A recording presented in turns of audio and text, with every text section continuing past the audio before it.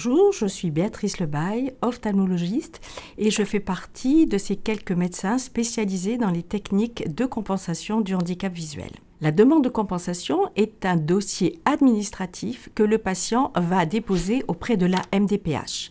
Dans cet ensemble de documents, il y a un certificat médical et en particulier ce que l'on appelle le volet 2, qui est le document à remplir par l'ophtalmologiste traitant du patient. C'est le médecin qui remplit le certificat, qui le signe et qui par là atteste la véracité de tous les éléments portés sur ce certificat. Le certificat ophtalmo va être divisé en deux parties.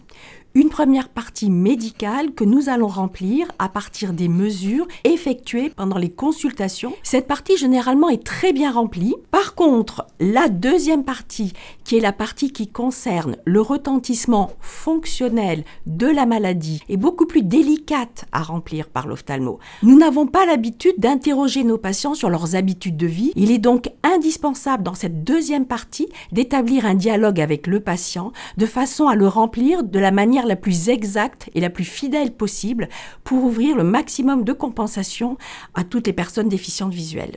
Le téléphone, comment ça marche ? Ça marche pas trop mal puisque j'utilise un smartphone dans lequel est installée la synthèse vocale. D'accord.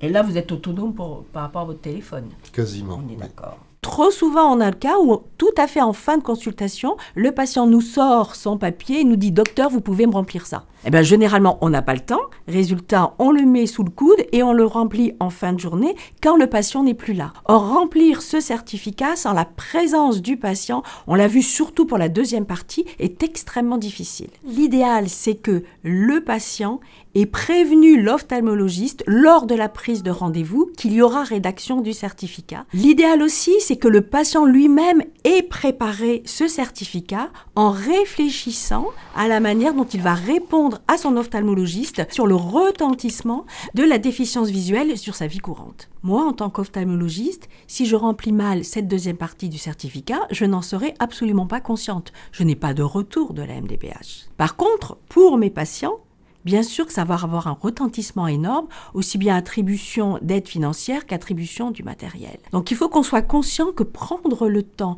de remplir cette deuxième partie, c'est essentiellement permettre au patient qui vient en réalité pour ça, pour avoir une vie la plus normale possible, d'accéder à tous les moyens auxquels il a le droit. Quand on prend en charge un patient handicapé visuel, il y a toujours au minimum les 3 O, ophtalmologiste, orthoptiste et opticien. Et donc, il faut avoir à l'esprit, quand on remplit ce certificat, qu'il va servir aussi de lien et avoir à l'esprit tous les besoins du patient. Donc, il faut toujours à la fois se dire « je suis le maillon de départ », mais je ne suis le maillon de départ que d'une chaîne de plusieurs professionnels qui vont intervenir.